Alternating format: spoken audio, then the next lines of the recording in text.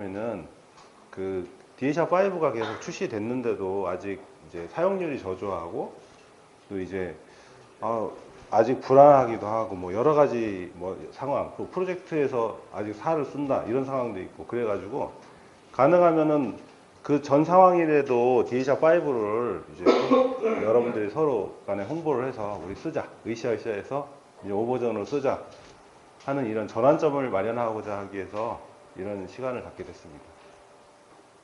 자, DHR5에 저희는 이제 DHR4도 다 써봤고 3도 써봤기 때문에 뭐 기본적인 설명은 아마 많이 좀 제끼고 아마 해야 될 부분 해야 될 것 같고, 일단 DHR은 가장 기본적인 뭐 모델도 아니죠. 엔터티를 하나 그렸을 때 이런 모습이에요.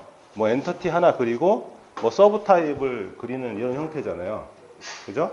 그래서 이 서브 타입이 슈퍼 타입이라고 하고 밑에를 서브 타입이라고 하는데 이 모습이 기본 모습인데 이제 이 서브 타입이라고 하는 거는 전체 집합의 어떤 부분 집합이다 정도만 뭐 이해를 하시면은 될 것 같고요. 그러니까 전체 집합, 부분 집합 이 정도. 그래서 뭐 고객이라는 엔터티는 뭐 개인이라는 부분 집합과 법인이라는 부분 집합으로 존재한다. 그 기준은 이 고객 구분이다. 이런 형태로 인지를 하시면 될 것 같아요. 그리고 만약에 이렇게 만들었을 때 과연 물리로 갔을 때, 그러니까 실제 스키마 테이블을 만들 때 어떻게 만드느냐가 중요한 거잖아요. 그때는 이제 통합을 할 수도 있고 위와 같이 통합을 할 수도 있고 아래와 같이 분할을 할 수도 있어요. 뭐 일반적으로 최근에는 다 그 통합하는 추세죠. 그래서 통합을 할 경우에는 그 필요한 항목들 각각의 속성들이 다 통합이 돼서 이런 통합된 모습을 보여지는 거고요. 분할을 할 경우에는 뭐 개인 고객 기준, 법인 고객 기준으로 이렇게 분할을 할 수 있다라는 거죠. 네. 자, 그러면 DHR5에서 사용하고 있는 노테이션에 대해서 좀 설명을 드릴게요. 뭐 다 아시는 부분일 수도 있는데 혹시 모르는 분이 있을 것 같아서, 자, DHR은 뭐 리차드 바커라는 표기법을 표준으로 사용하고 있어요. DHR에서는. 그래서 이제 엔터티를 표현할 때는 약간 사각형인데 라운드 형태의 어떤 라운드 렉트 형태의 어떤 사각형을 사용하고 있고요. 그 다음에 관계는 이제 뭐 실선, 점선, 그 다음에 뭐 까마귀 발, 이런 형태로 이제 관계를 사용하고 있어요. 그래서 실선은 뭐냐?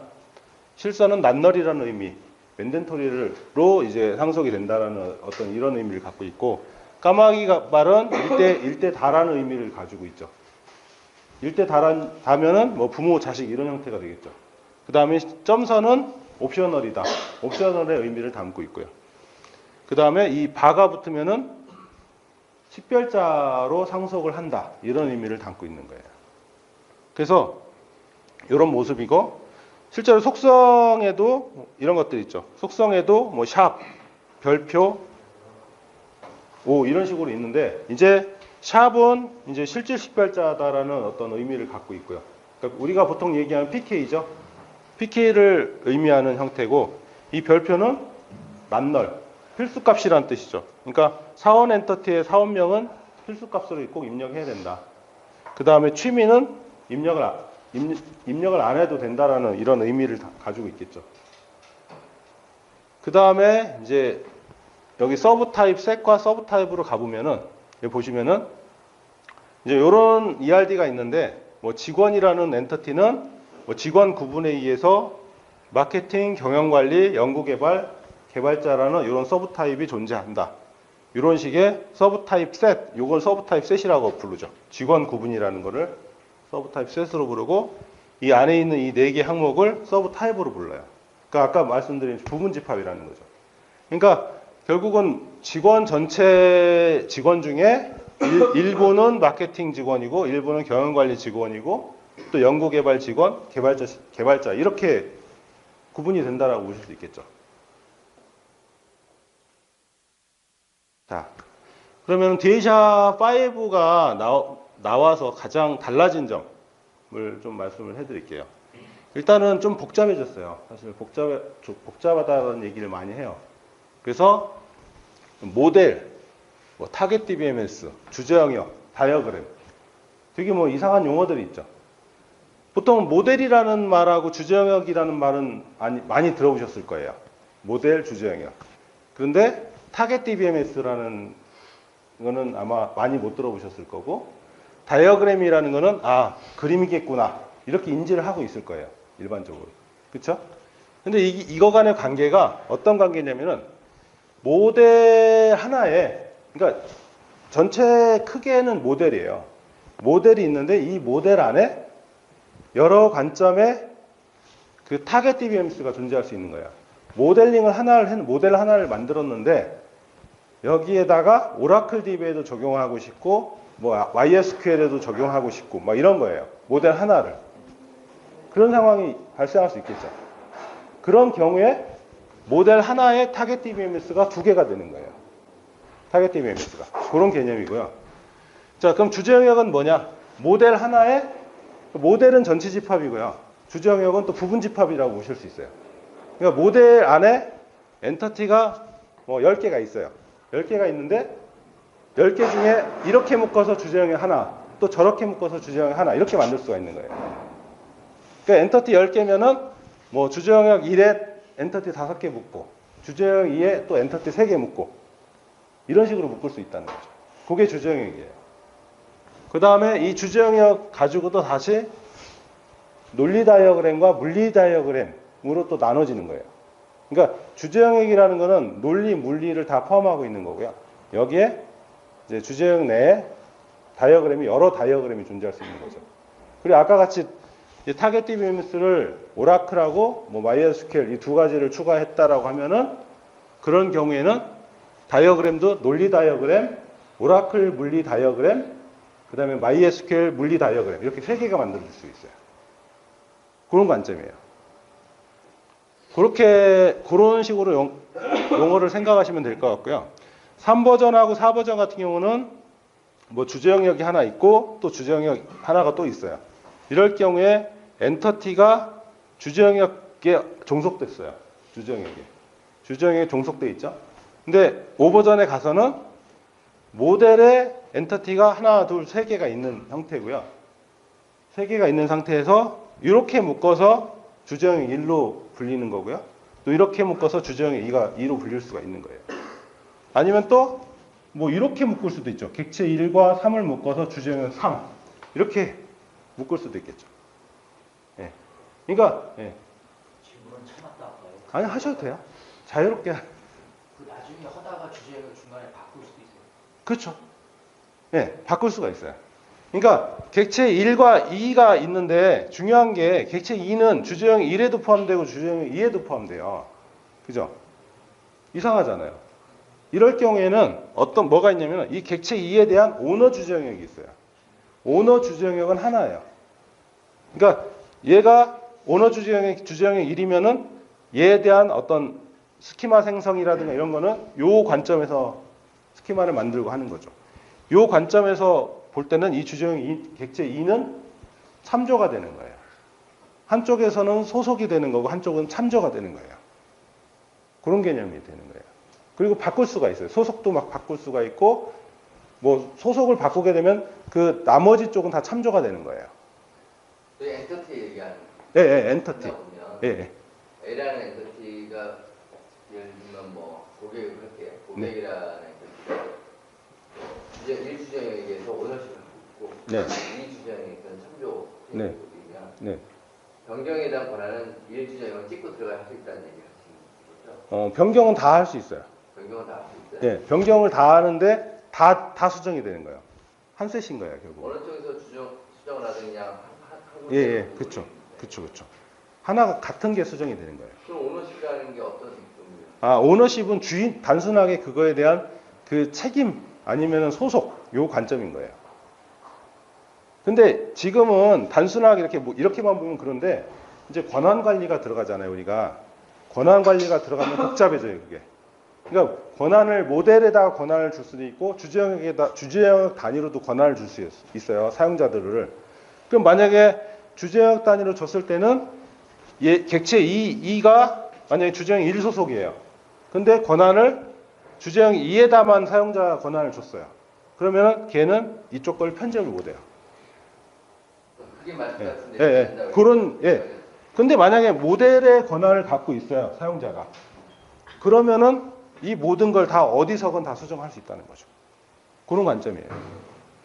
그러니까 권한에 따라서 다 달라지는 거예요. 물 모델도 두 군데서 다 나오게 돼 있냐. 그거는 선택에 따라 달라지는 거예요. 스키마 만들 때 모델 단위로 스키마 만들 수도 있고 주제역 단위로 만들 수도 있는데 주제역 단위로 만들 때는 오너 관점으로 먼저 만들어져요. 그러니까 여기에서는 얘가 빠질 수도 있겠죠. 오너가 아니니까. 네, 그렇게 보시면 돼요. 이전 버전에서 네. ETT 맵핑을 모델에서 관리하고 예. 수동으로 달라. 수동으로 하면은요. 네. 카피하거나 뭐 변경이 일어나면 ETT. 그건 초기 버전이 그런 거예요. 옛날 버전. 4버전도 초기 버전, 이후 버전이 또 그거는 그런 문제가 있어서 해결이 됐어요. 네, 오래전 얘기일 거예요. 5버전. 카피할 때요? 맵핑 정보나 이런 거. 주제 영역을 바꾼다거나 중간에 뭔가. 아니요, 그런 건 없어요. 상관없어요. 그럼 버그잖아요. 그런 것도 어찌 보면은. 예, 버그는 그런 건 다 수정하죠. 자, 그래서 저희가 모델 하나 추가하잖아요. 그러면 기본적으로 모델 하나에 주제형 하나 이렇게 추가가 되는 형태예요.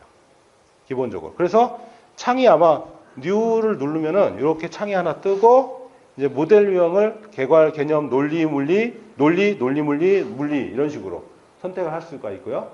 이걸 선택을 할 때 물리가 포함되어 있으면은 여기 물리 관련된 옵션도 선택할 수가 있어요. 그래서 오라클이다.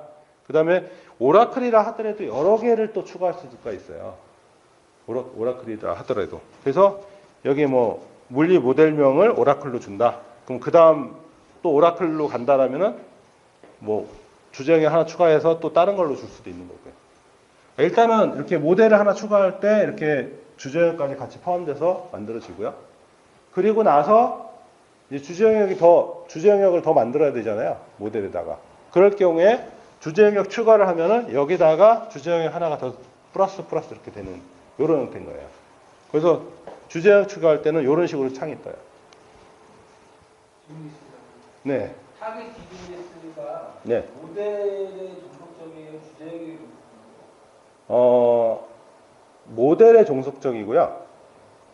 또 그 타겟 DBMS에 의해서 주제 영역이 또 타겟 DBMS의 종속적이에요. 하나의 모델에 네. 주제역이 1이 있고 주제역이 2 있으면 네. 하나의 모델 안에 네. 주제역 1은 오라클, 네. 주제역 2는 MySQL 지정할 수 있어요? 가능해요. 네, 가능해요. 그렇게 구성을 해야 돼요. 그게 그때 중요한 게 뭐냐면은 이거예요. 주제영역 하나 추가하잖아요. 이렇게 추가할 때 여기에 물리 다이어그램 추가해서 오라클이 있고 MySQL이 있으면은 두 개가 떠요, 여기. 두 개가 떠서 여기를 투루투루 한 것만 걔를 물리 쪽에 스키마를 생성해 주는 거고요. 펄스로 주면은 생성을 안 하는 거예요.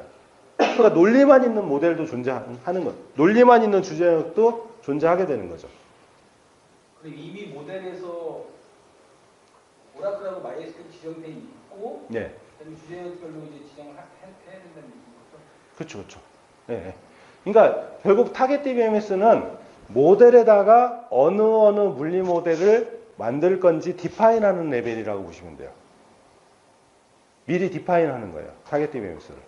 어떠한 물리 모델을 만들겠다 디파인하고 그거를 쓰는 거는 실제 주제 영역에서 이제 논리랑 물리랑 링크가 되면서 그때 논리의 엔터티가 그리면 그때 물리의 테이블이 같이 동기화돼서 만들어지는 구조예요.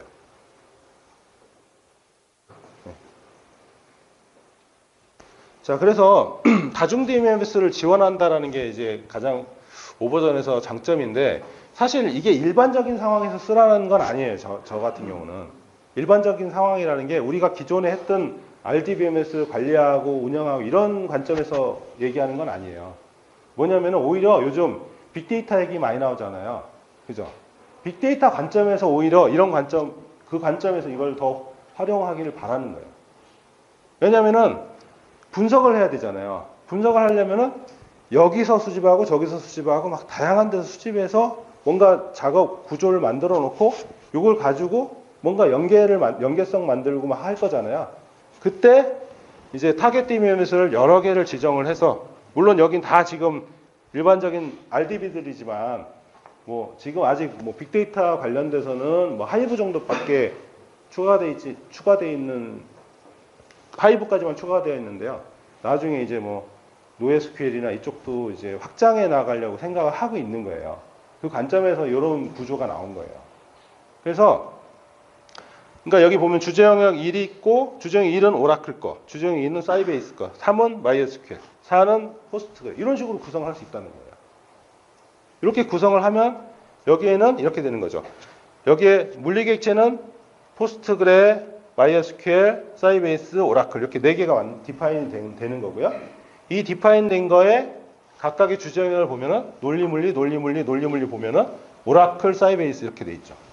그러니까 주제 영역 1은 오라클용이고 2는 사이베이스용이고 이런 형태가 되는 거예요. 이런 형태가 되는데, 이렇게만 가지고는 좀 이제 다 통합적인 구성을 하기 힘들잖아요. 그러니까 자, 이렇게 구성을 해보자. 통합 주제 영역을 하나 만들어 놓고 그 밑에 이렇게 주제 영역들을 구성을 해보자. 이런 식으로 이제 요 관점에서 보면은 이 통합 주제 영역에는 이 밑에 있는 전체 영역에 대한 엔터티 구성이 다 올라와서 표현이 될 수 있는 거예요. 예. 그래서 이런 형태로 구성을 하면 되는데, 이때 이제 각각 아까 주제 영역 1에는 오라클이고 이런 것들을 설정할 때, 주제 영역 추가할 때 이런 식으로 추가하는 거예요. 주제 영역 2는 사이베이스가 true로 그런 식으로 돼서 사이베이스용으로 얘가 만들어지는 거죠. 주제 영역 2는. 그럼 리버스도 다 그렇게 가능해요? 가능하죠. 예, 리버스도 가능해요. 뭐 이쪽 주제 영역 여러 개만 넣어놓고 이쪽에다가는 사이베이스 리버스에서 갖다 놓고 이쪽에다는 다른 거 갖다 놓고 리버스 해놓고. 작업을 통합해서 작업을 하는 예, 통합해서 그 가능합니다. 네. 그런 부분들이 굉장히 이제 자연스럽게 되어 있습니다. 저기 그 처음에 만들 때 우리가 모델부터 만들잖아요. 네. 그러면 이 파일의 단위가 모델을 모델 하나당 파일 하나.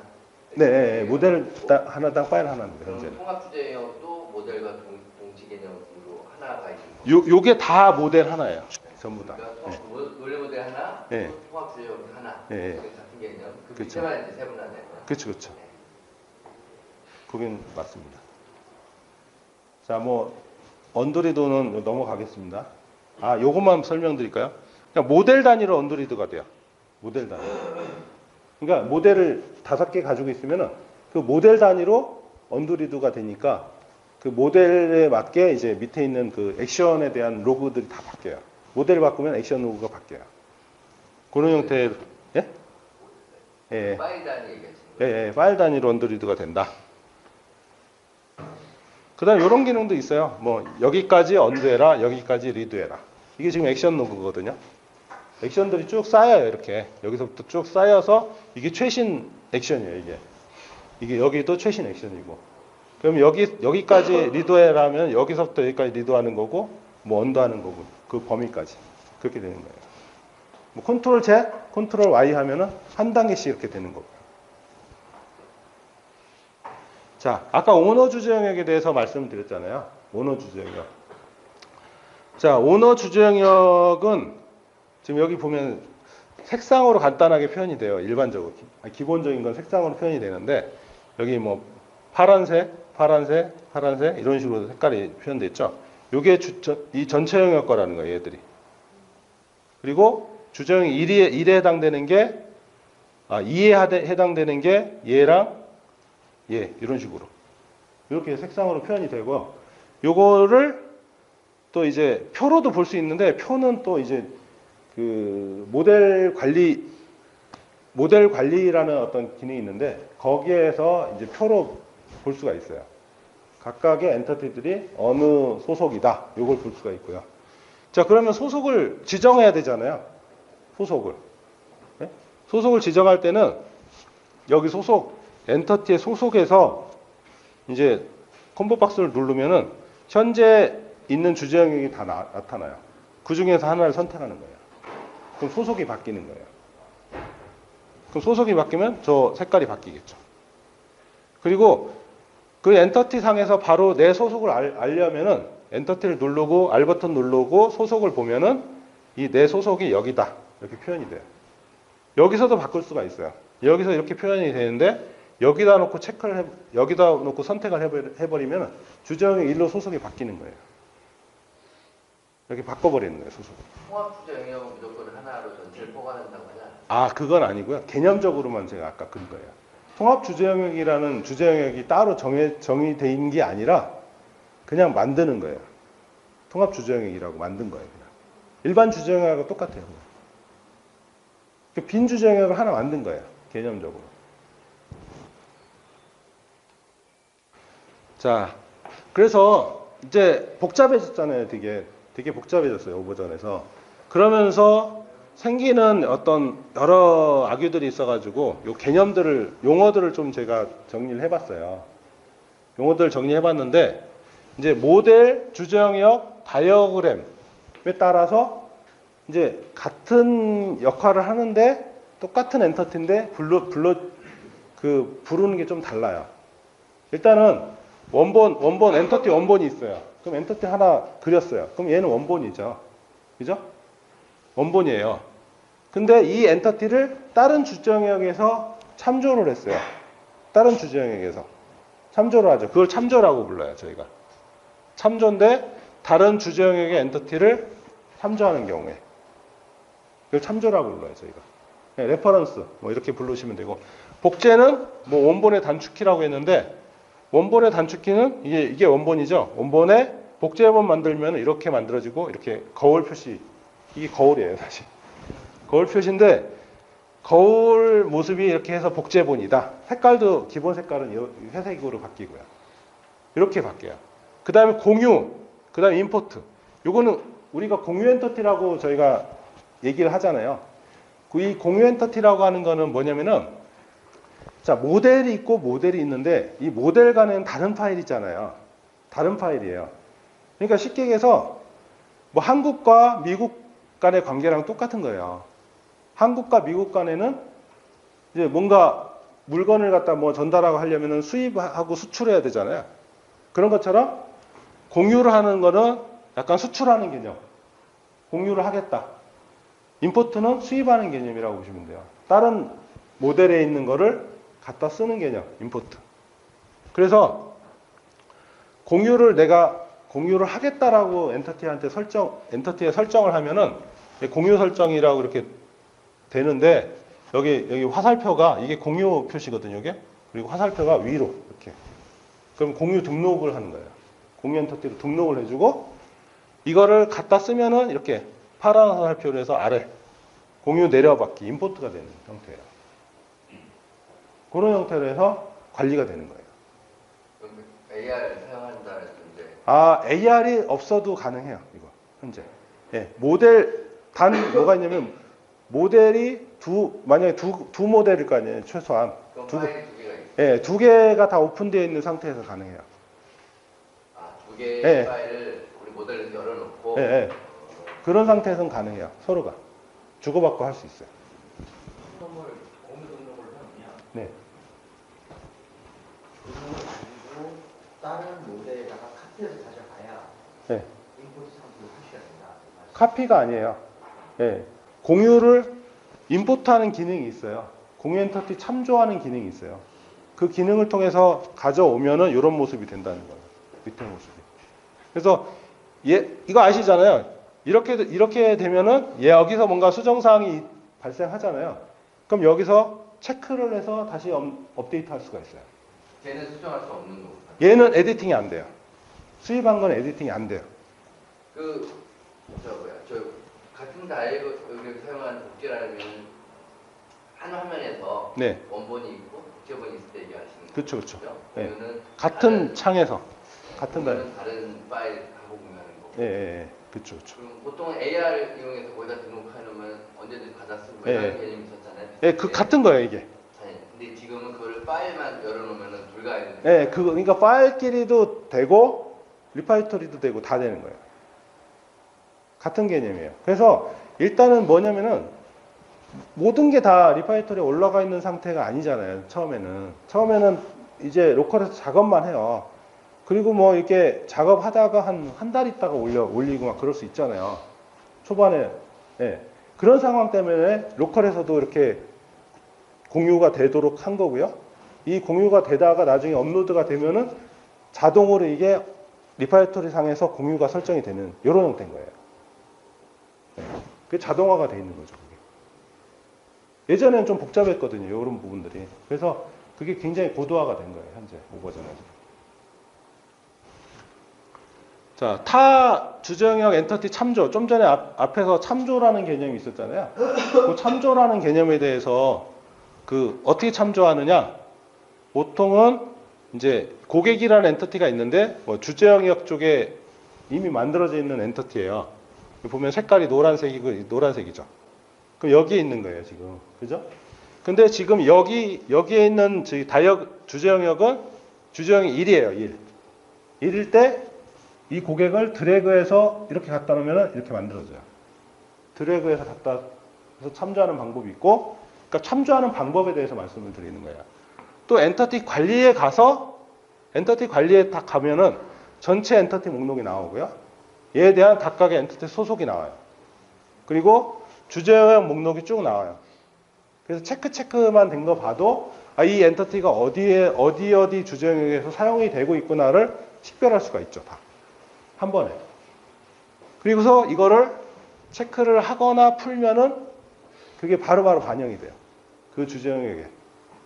뭐 뺄 수도 있고. 근데 만약에 엔터티 소속이 주제영역인데 이 주제영역 체크는 못 풀어요. 이때는. 이 소속을 바꿔야 얘를 풀 수가 있어요. 소속하고 참조는 기본적으로 같이 기본적인 건 동기화가 돼 있고 그게 풀려야만이 이제 소속을 바꾸거나 할 수가 있어요. 아까 얘기했던 건 주제 영역 간에 네. 엔터티가 양쪽에 포함될 수 있는 거를 이렇게 한다는 거죠. 네. 그 작업을 한 번에 할 수가 있다는 거죠. 여기도 포함시키고 저기도 포함시키고 하는 작업을. 그렇게 하는 방법이 있고 또 이제 엔터티 참조라는 기능이 있는데 요거는 주제영역 단위로 작업하는 거예요. 얘는. 주제영역 단위로. 그래서 이 주제영역 지금 현재 선택된 주제영역에다가 얘 4개를 참조하겠다라고 하면은 얘를 선택하고 누르면은 참조가 되는 거예요. 예, 여러 가지 UI가 있어요. 그냥 직관적으로. 레퍼런스 밴드에서도 저 엔티티를 수정할 수 있나요? 그쵸. 양쪽에서 다 할 수 있어요. 원 주제형이 아닌 데서? 예, 다 할 수 있어요. 그럼 다시 말해서 주제형 0에 대해서 권한은 쓰기 권한이 있고 주제형 1에 대해서는 읽기 권한이 있는데 지금 그 권한 얘기가 없을 때 얘기고 권한이 있으면은 수정 권한이 없으면은 그 주제영역에서 그 엔터티를 수정 못 해요. 그 뒤에 나오나요? 아니 아까 얘기했던 뒤에 나와요. 권한으로 그거에 대해서 상세하게는 얘기 안 해요. 그 권한은 메타로 하는 거예요? 아니요, 디에이션만 가지고도 가능해요. 데이터만 가지고도 사용자 등록 관리 하세요? 예, 사용자 등록 관리는 다 해요. 기본적인 거는. 그래서 이렇게 하고요. 또 뭐가 있냐면 타 영역 참조 추가라는 기능이 있어요. 그러니까 이런 거예요. 전체 ERD가 하나 있는데 이 ERD 중에 이제 일부 엔터티를 이렇게 묶어가지고 다른 영역에서 보고 싶어. 다른 영역에다 갖다 주고 싶어. 전달해주고 싶어. 그 기능이에요, 이거는. 타 영역 참조 추가는. 그러니까 내가 이렇게 그린 ERD를 주제형 1에다 보내줘라. 그래서 그쪽에다가 참조하는 그런 기능이에요. 되게 유용해요, 이 부분. 아까 타 영역 참조 추가 기능이.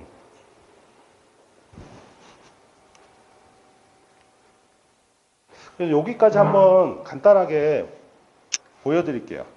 간단하게 보여드리는 게 가장 좋을 것 같아요.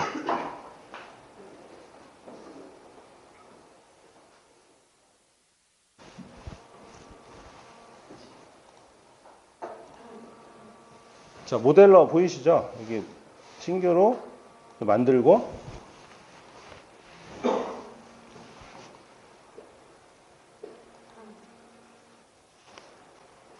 교육 중입니다. 교육 중이에요, 교육 중.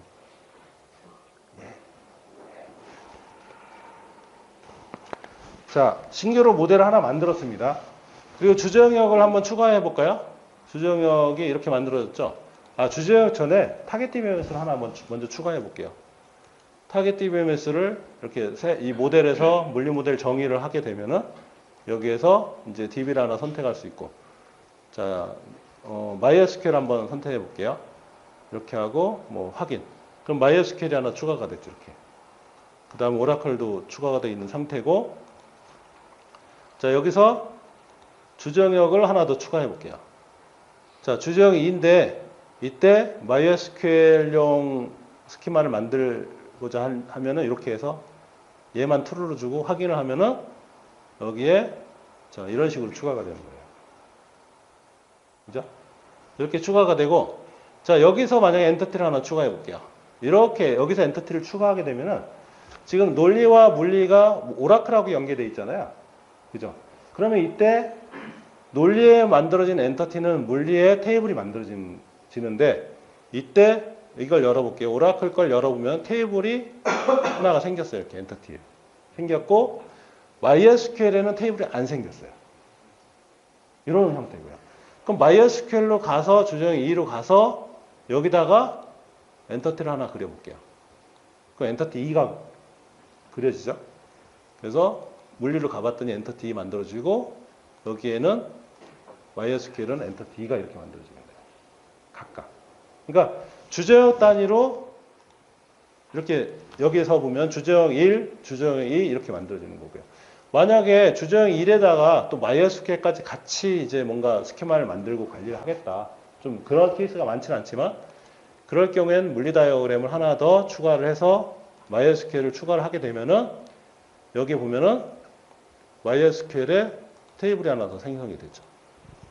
테이블 엔터티 1, 2 이런 식으로. 그죠? 이렇게 만들어지는 거예요.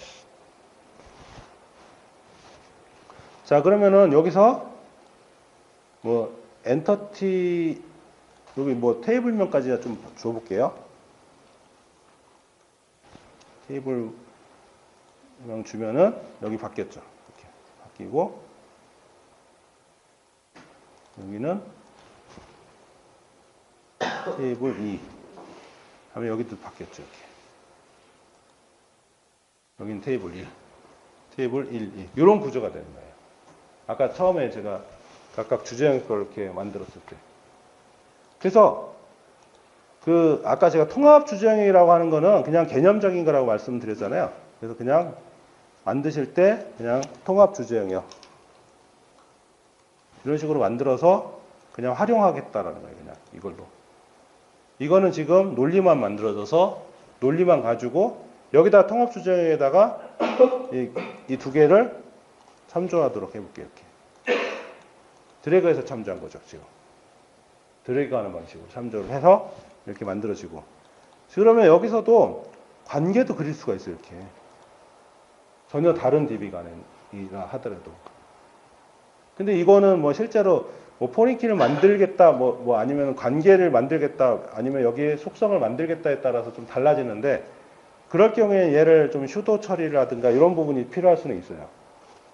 실제로 연결되는 건 아니니까. 자, 그러면은 여기까지는 다 이해되시죠? 네. 스키마 지정은 어떤 단위로 왔어요? 아, 스키마 지정은요. 다 돼요. 모델 단위로도 되고 주제형 단위로도 되고 다 만들 수 있어요. 또 하나 내가 엔터티 하나하나 선택해서 만들 수도 있고 테이블 단위로도. 그 주제형이 하이라키 구조로 되어 있을 때 네. 하이라키. 하이라키 구조가 되어 있잖아요. 네네. 하이라키 구조를 만들어서 말씀드리는 통합에서 내려가는데 네. 달라질 수 있나요? 어떤 게요? 부모 주제형은 오라클이고 자식은 MySQL 그렇게 할 리가 없습니다. 가능하죠. 가능한 부분이죠. 네. 아까 하나의 엔터티를 두 개 이상의 물리에 적용하셨다고 했죠? 네네네. 그럼 좀 전에 아까 뭐 엔터티 하나 정의하는데서 네. 물리를 두 개를 만들어 놓으면 동시에 네. 근데 예, 예, 예. 예, 예. 그래서 거기서 궁금한 점이 있으시죠? 데이터 타입. 데이터 타입에 대해서는 저희가 굉장히 체계적으로 관리되는 부분이 있는데 일단은 로컬만 봤을 때도 여기 보면은 논리 데이터 타입이라는 개념이 있어요. 논리 데이터 타입이 있고 물리 데이터 타입이 있거든요. 그래서 데이터베이스별로 논리 데이터 타입은 동일해요. 모든 데이터베이스마다. 그리고 그 물리 데이터 타입은 DB마다 달라져요. 그래서 저희가 리버스를 하잖아요. 리버스를 하면은 물리 데이터 타입이에요. 리버스 할 때 그 타입은 물리 데이터 타입을 가지고 논리 데이터 타입으로 전환해서 논리 모델을 만들고 이게 다른 DB로 전환이 될 때는 다시 그 룰에 의해서 해당 물리 데이터 타입이 만들어지는 이런 형태예요. 네. 그런 형태니까 완벽하게 구현이 되죠. 한 질문이 좀 오겠네요. 네. 논리 모델에서 이제 위치 배열을 좀 신경을 썼다가 네. 물리로 가보면은 따로 경우가 많아요. 네네. 이번에 좀 많이 원래 따로 노는 거예요. 원래는 4버전도 그렇고 5버전도 그렇고 4버전도 기능이 다 있는데 원래 따로 노는 거예요. 근데 그 옵션을 잘 모르셔서 그걸 옵션을 안 키고 쓰니까 예 그런 거예요. 그래서 제가 한번 모델 하나 일단은 간단한 건데 제가 이걸 아까 좀 하다 만 게 있어서 제가 참조 추가까지만 말씀을 드리고 자 여기서 저희가 배치를 해볼게요. 자동 배치해서 레이어드 트리로 지금 배치를 해서 이쁘게 배치한 거거든요. 좀 전 상태는 이런 모습이었죠. 그래서 레이어드 트리로 배치하면 이렇게 배치가 됐어요. 그죠? 그건 이제 자동 배치죠. 예, 자동 배치고요. 그러니까 논리 기준으로 물리를 딱 따라가게 해줄 수 있는 옵션도 있다. 있어요. 있는데 여기 보면은 물리로 가보면 이렇게 돼 있잖아요. 모양이 다르죠. 논리랑 물리랑. 그러면은 여기에 보면은 논리 물리 위치 동기화라는 기능이 있어요. 논리에서 물리로, 물리에서 논리로 이게 있잖아요. 이게 뭐냐면 논리의 기준으로 물리를 재배치해라. 물리의 기준으로 논리를 재배치해라. 그런 뜻이에요. 그러면은 논리에서 물리를 재배치하면은 자 여기 설명까지 친절하게 이렇게 나오고 잠깐 없어져요. 그래 아니 친절한 거예요. 너무 빨리. 예. 그래서 물리로 가보면은 이렇게 배치가 됐잖아요. 예. 배치가 됐잖아요. 그리고서 옵션을 켜요, 이거를. 얘를 클릭을 해요. 이게 클릭하는 거예요. 이러면은, 그다음부터 얘를 이만큼 이동했어요. 물리로 가볼게요. 이만큼 이동했어요. 이렇게 된다고요. 이 기능이 4버전도 있는 기능이에요. 네, 그래서 이거는 뭐 새로운 기능이 아니라서 보통 설명을 안 해드리는데, 네. 아무튼, 쓰시는 것만 쓰시니까, 그러니까, 그리고 또 이제, 새로운 기능에 대해서, 이제, 구전으로만 계속 전달이 되잖아요. 구전으로만. 그러다 보니까 이제, 예, 구전이 안 되는 부분들이 이제 생기는 거죠, 계속해서. 그래서 동영상이 등장하니까. 예. 그래서, 이런 기능을 활용하시면은, 이제, 그런 문제들은 다 해결이 될 것 같고요. 그리고 아까 주제역 2에는 지금 빈 화면이에요. 주제역 2를 보다가 여기만 내가 집중적으로 다른 영역으로 이제 다른 주제로 한번 접근해 보고 싶어요. 그럼 얘를 아까 영역 주제 참조 추가라고 해서 이렇게 하면은 이렇게 가는 거예요. 그래서 1번에 있는 거를 2번으로 전달을 해준 거예요, 이거를. 전달해서 이 그림이나 이런 색상이나 이런 것까지 그대로 해서 전달해서 여기서 좀 물론 재배치를 하겠죠. 이렇게 재배치를 해서 이제 또 활용을 할 수 있는 거죠. 그러니까 주제 영역이라는 거를 너무 이제 어렵게 생각하실 필요는 없고 기존하고 똑같이 사용하셔도 돼요. 기존하고 똑같이 사용하는 게 뭐냐면은 주제 영역 1에서 그냥 그대로 쓰고 내가 보고자 하는 관점을 더 주제 영역을 만들어서 관점만 더 추가해서 쓴다. 이렇게 생각하셔도 돼요. 주제 영역을. 특히 예전에 4버전에서 만든 거를 5버전으로 전환했을 때 이런 것들이 좀 애매해지거든요. 그런 게.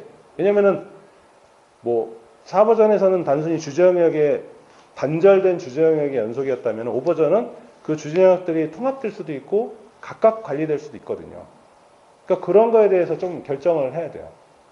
통합해서 통합해서 오를 간 다음에 네. 거기서 수동으로 고치는 결정을 얘기하는 거예요? 아니요. 그거보다도 4버전에서는 주제영역이 다 떨어져 있고, 결국은 4버전은 주제영역이 모델이었어요. 그죠? 근데 5버전에서는 그게 이제 주제영역은 좀 더 이제 세분화된 개념이 된 거고, 모델은 그 전체 풀이 모델이 된 거잖아요. 그러니까 개념이 좀 바뀌었기 때문에 거기에 맞게, 예. 그 말씀을 이제 이해를 하는데 네. 엔터티가 3, 4천 이상 넘어가면 예, 예. 거의 다 그쵸, 그쵸. 그럼 저기 말씀하신 대로 예를 들어서 리버스를 뭐 MySQL 하나, 사이베스 하나 뭐 이런 식으로 예, 예, 해봤어요. 예. 3, 5천 개가 됐어. 네. 뮤테이션이 반응이 늦어지기 때문에 네. 이거 통합하고 싶거든.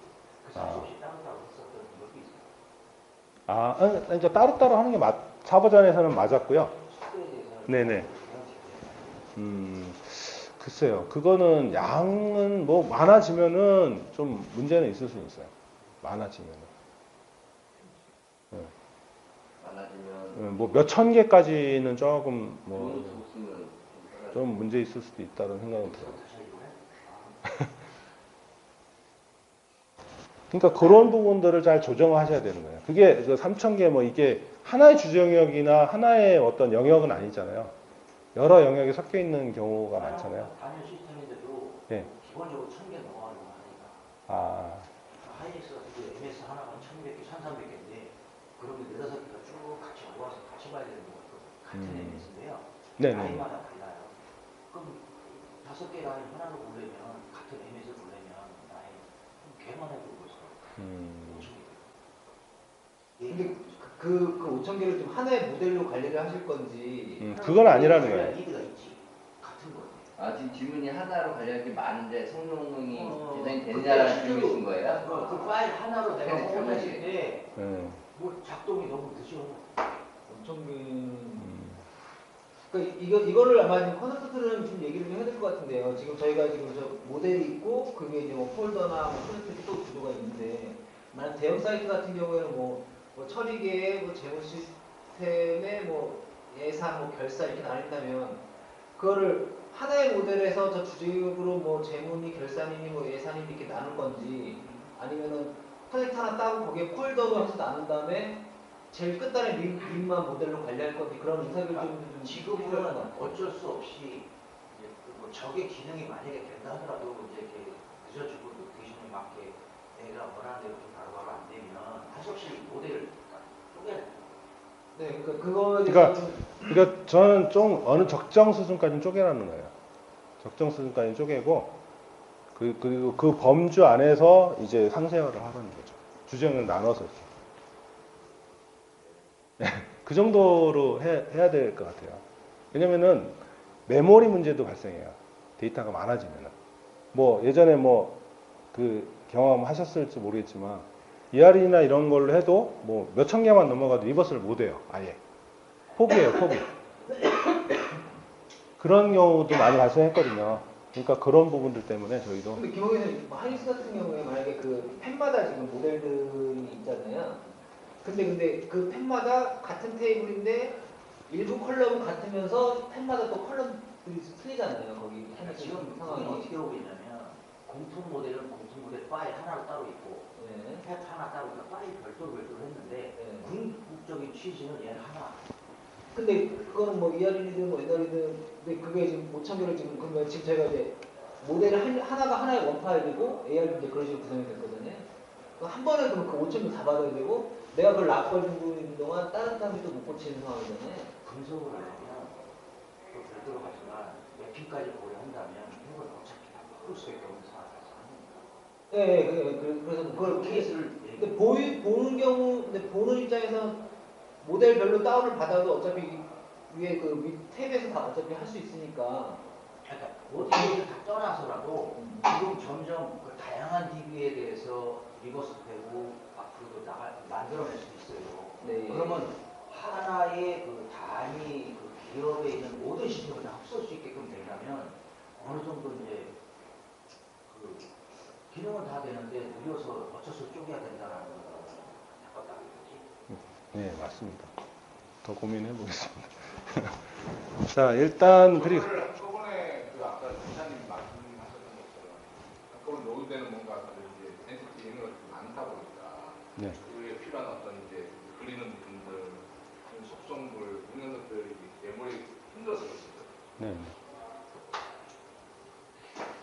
일단은 뭐 저희가 몇 천 개까지는 가능해요. 몇 천 개까지는 가능하고요. 약간의 이제 속도나 이런 문제는 있겠죠. 불편한 점은.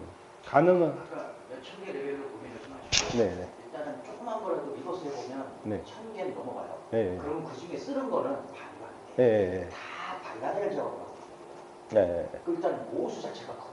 네. 물어보면 뭐 이건 뭐 안 써요. 근데 누구나 테이블 생성을 해도 드라마를 가고 그렇죠.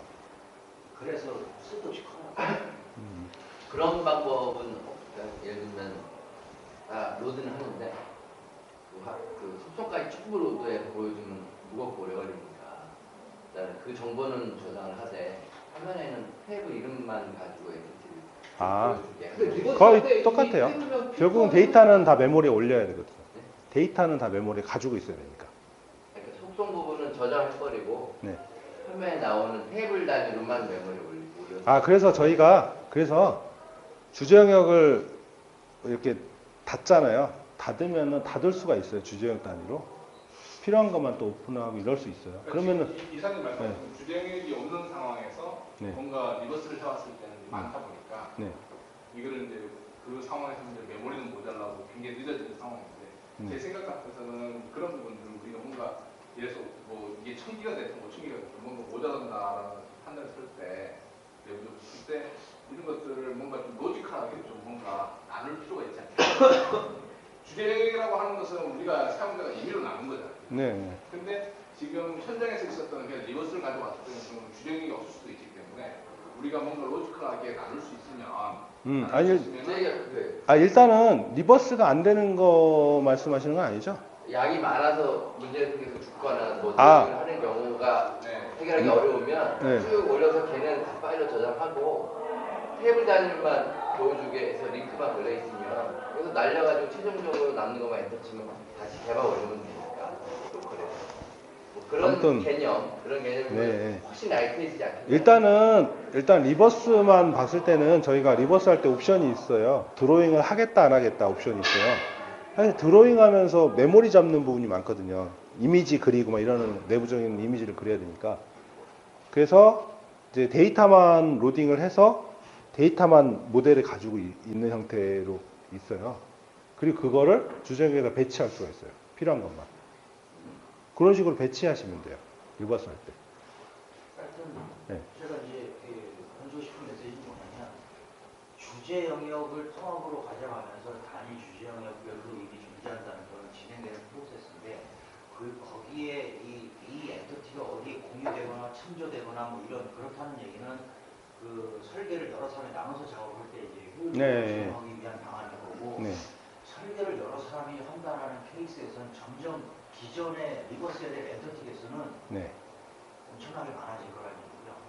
그 안에서 이제 발라내보고 후선 작업인 거고 먼저 갖고 왔을 때의 작업이 일단 작업 가능한 영역으로 쪼개져서 시작할 수밖에 없는 상황이기 때문에 그 네. 부분에 대한 깊은 고민 좀 네. 필요하다고 말씀드립니다. 알겠습니다. 혹시 테스트 결과 뭐 노트북에 뭐 메모리가 얼마 정도, 뭐 성능이 어느 정도일 때 어느 정도까지는 그게 없더라 이런 건 없어요? 그럼 혹시 쉽지는 않을 것 같습니다. 대략 뭐 엔터티 한 5,000개, 6,000개, 10,000개까지는 뭐 할 수 있다. 뭐 이 수준이죠. 저 드로잉 할때 그 좌표값까지 있는 거 다 계산해서 하기 때문에 많아질까요? 계산도 하고요. 그 자체가 이제 그림을 계속 그냥 그리는 게 아니라 버퍼링을 한단 말이죠. 예. 그런 버퍼링하는 공간에 대한 어떤 부분들도 있고. 그래서 저는 개인적으로 이거 좀 많다 그러면 네. 좌측 상단에다가 누르뭉치듯이 다 문서버려야지. 그래야 이렇게 움직이기가 좀 나아. 일단은 진행하겠습니다. 끝이 없을 것 같아요. 너무 이제 이제 아니 하나하나씩 이제 듣고 나서 나중에 또 부가적인 거는 이 관련된 것만 질문하세요 일단은. 예, 죄송합니다. 일단 도형 객체 추가하는 기능이 있어요. 뭐 이런 식으로 해서 표 그리기에서 이렇게 표를 그릴 수도 있고, 뭐 그룹핑 기능이 있어요. 이렇게 그룹을 이렇게 그려서 만들어주는 기능들. 그래서 그룹핑 하게 되면은 이제 쟤를 이동하게 되면은 같이 이제 이동이 되고 하는 이런 부분들이 좀 좋죠. 그죠? 그 다음에 뭐 표계체 좀 전에 보셨고, 그 다음에 저런 스타일들. 요게 엔터티고, 요게 서브 타입이고, 이 서브 타입 셋이고, 이게 서브 타입이에요. 요게 엔터티 모양이에요, 모양. 모양대로 요 색깔이 들어간다. 이렇게 인지하시면 되고, 텍스트도 요 텍스트가 들어간다. 이렇게 인지하시면 돼요. 아, 요거구나. 요거 엔터티 속성 이런 식으로 들어간다. 이해를 하시면 돼요.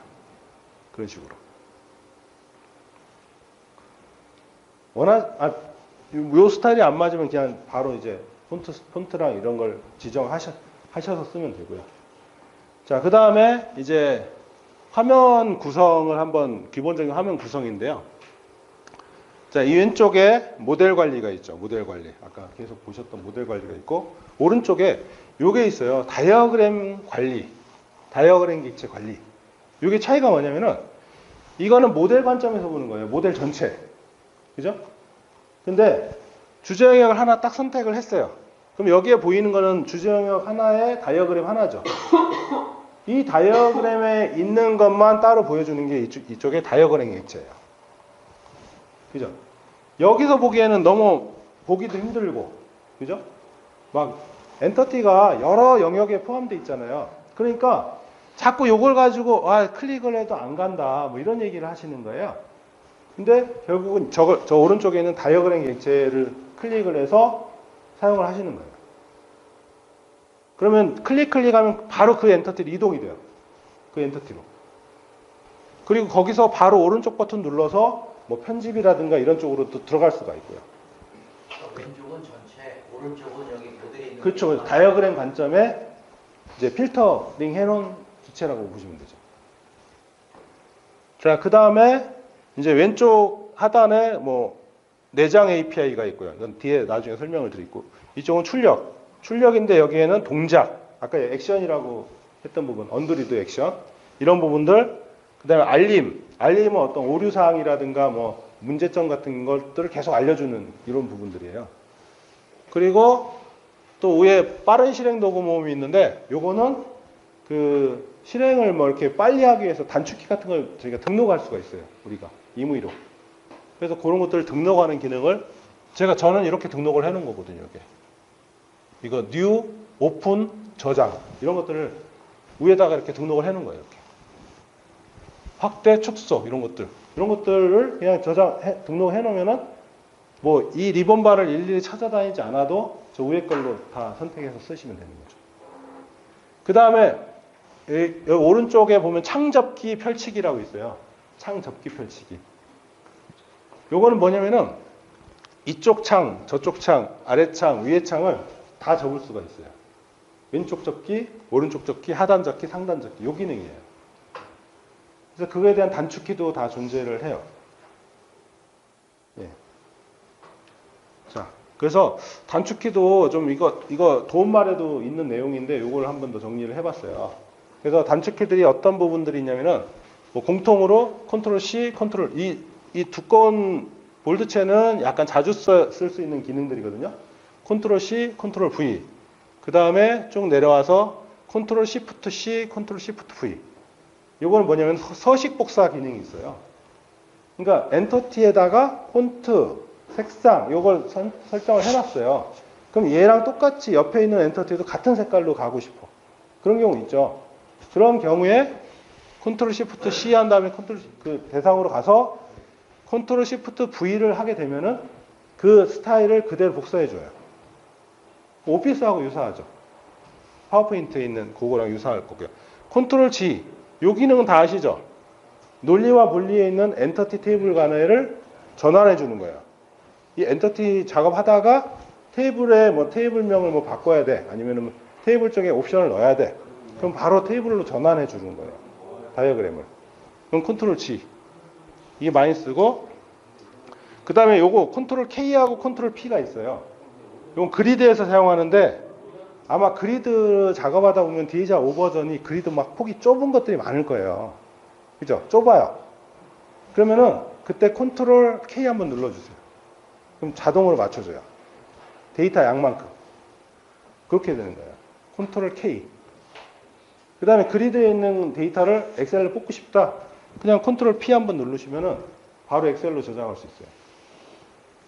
그런 기능이 있고, 그 다음에 속성 편집창에 뭐 탭하고 시프트 탭 기능 이런 것들이 있고요. 그리고 아까 저기 상단에 있던 요 기능, 왼쪽 접기, 오른쪽 접기, 제 하단 접기, 상단 접기, 요게 이렇게 단축키로 되어 있어요.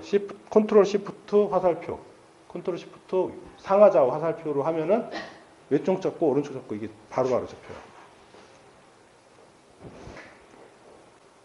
저는 혹시 그리드 컨트롤 K, 컨트롤 P 말씀하신 거 네. 단축 버튼 말고 따로 이렇게 아이콘 같은 걸로 눌러가지고 되는 없어요. 없어요. 사람의 그 단축키를 다 외우고 있지 않은 아, 근데 그건 자주 쓰게 돼. 왜냐면은 그리드마다 그거를 다 넣어야 되잖아요. 그리드에 있는데 그걸 호출하는 걸 바깥에다 버튼으로 만들어야 되잖아요. 그죠? 그렇게 넣으면 되는데 다 못 넣거든요. 그리드. 막 인베디드 된 그리드들이 많아요. 내장되어 있는 그리드. 우리는 사용하니까 네. 외우라고 하면 외우면 되는데 네. 고객한테 아 이거 외우셔야 됩니다 이렇게 하기가 도시에 동의할 수도 없어도. 아니, 그럼- 왼쪽으로 저거 보여줘. 네. 표 한번 보여주고 도움말 한 번만 해주면 돼요. 보통은 이거는 그러니까 저희가 그리드 내에다가 내장 기능을 아예 내장을 시켜버린 거예요. 그럼 그거를 아예 또 바깥에서 다 호출을 할 거면은 내장할 의미가 없거든요, 사실은. 예. 그래서 지금 저희가 디에이샵에 관련된 그리드 다 이 키가 작동이 돼요. 모든 그리드가. 자, 이런 거는 막 쭉쭉 넘어가겠습니다. 이게 아까 새로 만들기 넘어가도 되죠? 주제형 생성, 이런 거 쭉 넘어가고, 몇 가지만 설명을 드릴게요.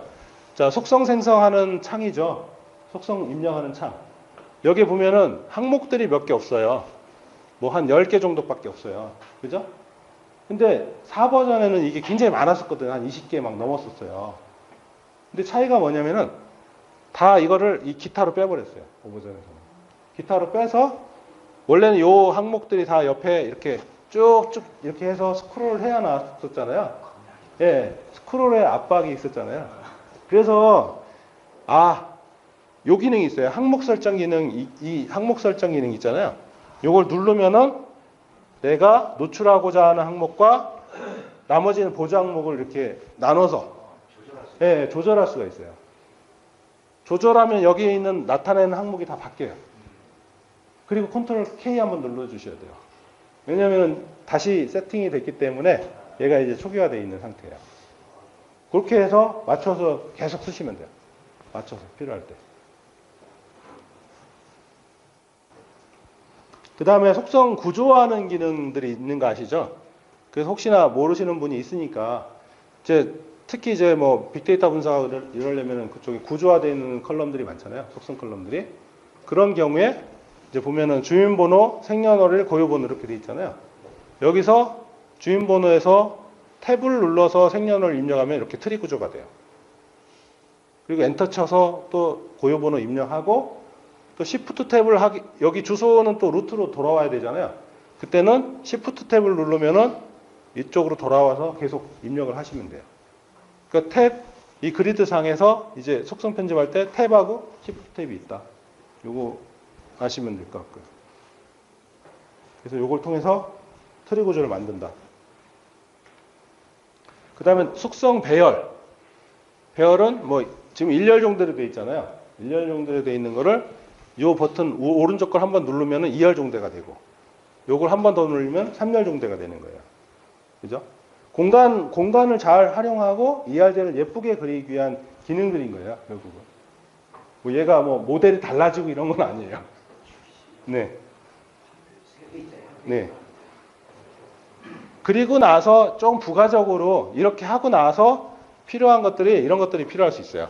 뭐 축소를 했으면 이렇게 점점점으로 나와요. 축소를 할 수 있죠. 그렇게 해놓고 축소를 하면은 이렇게 나오고 이런 상태에서 뭐 물론 사용자가 클릭을 해서 이렇게 확대를 하면 되는데 그죠? 근데 어디까지 확대할지 모르잖아요. 그때는 크기 최적화를 하시면 돼요.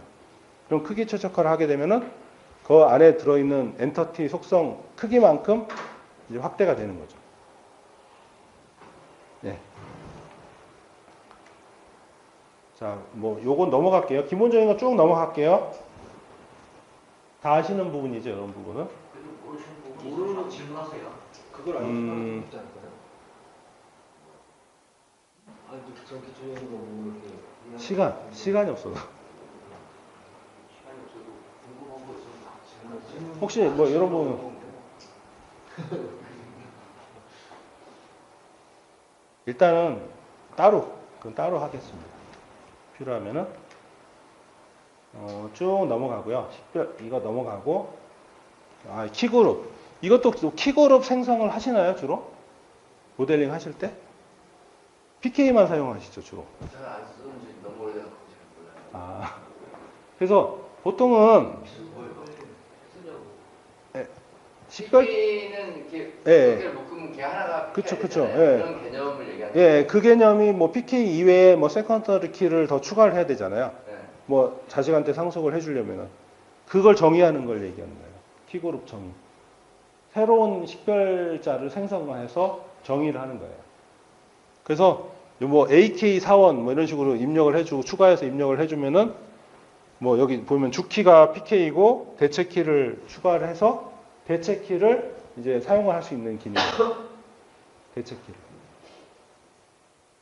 그 보조키와 대체키 다른 개념을 얘기하시는 다 그걸 전부 다 보조 저기 식별자 그룹이라고 불러요 저희가. 거예요. 보조키에 가로를 치게 돼 있잖아요. 예, 예. 그 그것도 예전에 내 기억을 보면 예, 그것도 여기에 일부라고 보시면 돼요. 보조키를 가로를 치면 네, 논리 구조 상에서는 네, 얘가 두 개가 하나의 키인지 네, 하나가 하나의 키인지 안 보였던 것 같은데 네.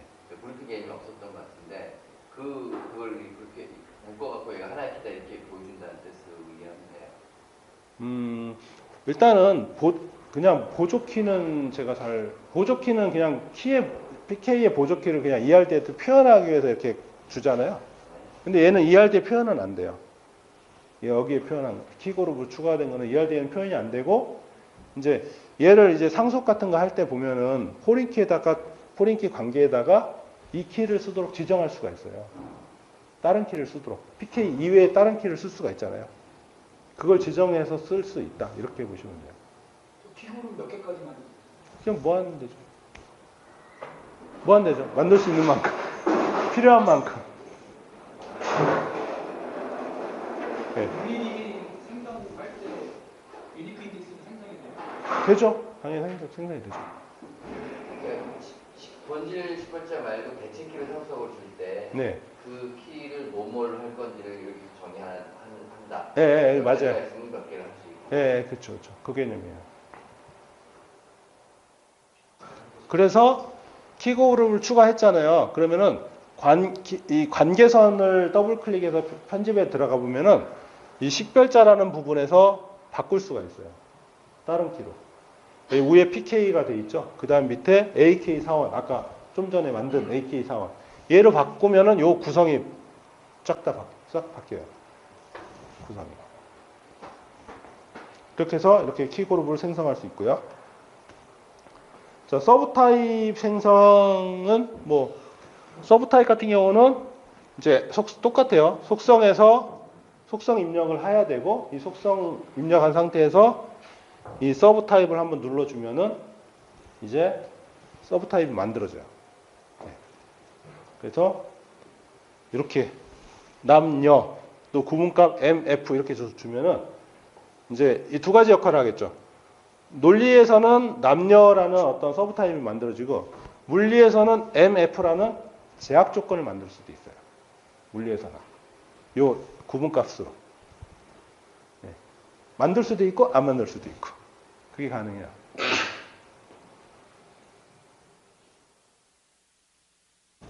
자, 상세 논리 모델 설계에서 정규화. 뭐 정규화라고 거창하게 얘기할 건 아닌데 이제 결국은 뭐냐면은 정규화라는 게 같은 하나의 엔터티 안에 뭔가 이질적인 게 있으면 그걸 뭐 독립을 시키고 이렇게 하는 과정이잖아요. 그죠? 안 맞는 것들이 불합리한 거 있고 그러면은 그냥 그걸 빼주고 하는 이런 과정이거든요. 결국은 여기서 이 사원이라는 엔터티 내에서 이질적인 거를 빼서 이제 새로운 엔터티로 만드는 거. 요거를 저희는 보통 일반적으로 정규화라고 하는데 요 기능을 통해서 드래그 하면은 바로 그냥 독립이 되기도 하고 속성이. 그죠? 물론 카피해서 다른 엔티티를 만들 수도 있고 그런 기능들이 다 있죠. 그 다음에 M대행 관계 해소는 뭐 이런 식으로 M대행 관계 해소한다. 이렇게 이해를 하시면 되고 베타적 관계는 넘어가도 되죠? 베타적 관계 넘어가고 엔터티 통합 분리 뭐 통합을 할 수도 있고 분리를 할 수도 있고 다 이런 기능을 통해서 가능하다. 익스클루시브 속성 활용 뭐 익스클루시브 속성을 정의를 해서 이제 이거를 주인록 번호와 법인 번호를 이렇게 입력을 해주면은 뭐 이런 식으로 법인 번호와 주인록 번호가 식별 번호로서 이렇게 만들어진다. 자, 이때 식별 번호라는 엔터티가 속성이 만들어졌잖아요. 그죠? 법인 번호와 주인록 번호라는 그 속성에 의해서 만들어진 거잖아요. 그러면은 이게 물리로 가면 얘가 이 세 개가 컬럼 하나로 만들어지는 거예요. 물리로 가면은 스키마로 가면은 어떤 컬럼으로 만들어지느냐?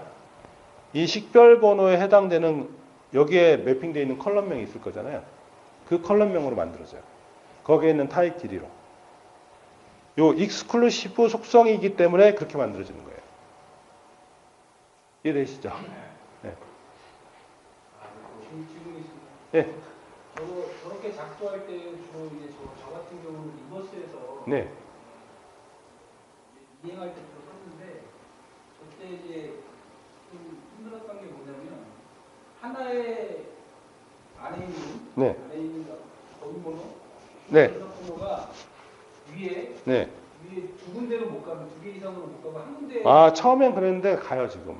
그게 있고요. 네. 그다음에 또 하나는 여러 개 밑에 안에 있는 거를 여러 개를 한꺼번에 위로 보낼 때. 예를 들어서 여러 개를 한꺼번에요? 예를 들어서 안에 있는 게 보통 에지지 가능성이 되게 높은데 네네. 컬럼이 되게 많은데 한 100개를 이게 삭제를 하거나 어쨌든 하나의 컬럼으로 가야 되는데 그렇게 하나하나 다 옮겨줬었어요. 그러니까 이제 100개를 이제 드래그 하나로 간다라는 게 여기에 있는 개인에 있는 속성 100개를 여기에 식별번호 한 곳에다가 다 100개를 넣는다는 말씀이세요? 예를 들면 피벗을 한다거나 두 가지 경우는 피벗을 한다거나 아니면 네. 안에 있는 거 대부분의 많은 컬럼을 삭제해서 여기다가 이제 명시적으로 삭제 속성에다가 두는 경우 두 가지 경우에 그렇게 쓰는데 그러면 드래그를 한 100번을 해야 돼요. 작도를. 두 개가 불편했었는데 아까 첫 번째 질문 해소가 됐으니까 문제가 안 될 것 같고 예전에는 안에 걸 두 개 만들었거든요. 두 개 네네네. 이렇게 갔는데 만약에 해결됐으면 두 번째 글쎄요, 멀티 선택해서 가는 거는 조금 저도 확인해 봐야 될 것 같은데요. 멀티 여러 개 선택해서 가는 거는. 네. 그리고 지금 많은 경우는 아닌데 지금 기능 중에 이런 게 추가가 돼 있어요. 오버전에는 같은 이름이 여기에 같은 이름이 있으면 같은 이름을 통합하는 기능. 그래서 위로 올리는 기능. 이런 것들이 있어요. 올릴 때 얘 밑에 걸 제거해서 일로 통합할 수도 있고 여기 밑에 거 놔두고 얘를 이렇게 익스클루시브로 해서 통합하는 기능도 있고요. 그렇게 통합하는 기능이 별도로 있어요. 그리고 그런 기능도 뭐 좀 더 다양하게 확장하면은 이제 뭐 좀 전에 아까 뭐 여러 개 선택해서 올리는 거는 좀 확인해서 확인해 봐야 될 것 같아요. 이거 좀 위험한 질문이야. 네.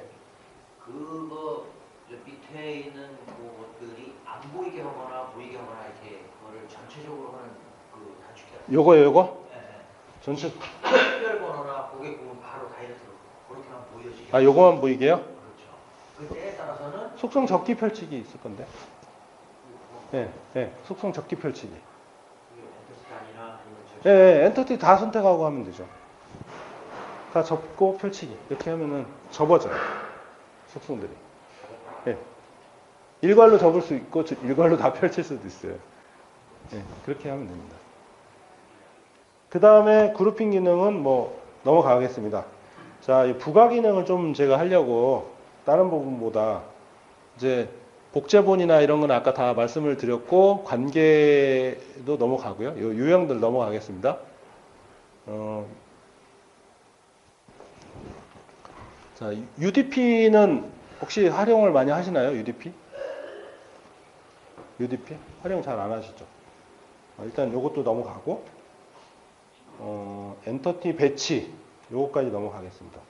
자, 엔터티 검색 기능에 대해서 좀 테이블이나 엔터티 검색 기능이 있어요. 4버전에도 있던 기능인데 5버전에서도 좀 요 기능들이 있어요. 그래서 엔터티 기준 뭐로 검색할 수도 있고 테이블 기준으로도 검색할 수도 있고요. 엔터티 기준에서 속성 기준, 관계 기준으로도 검색할 수가 있어요.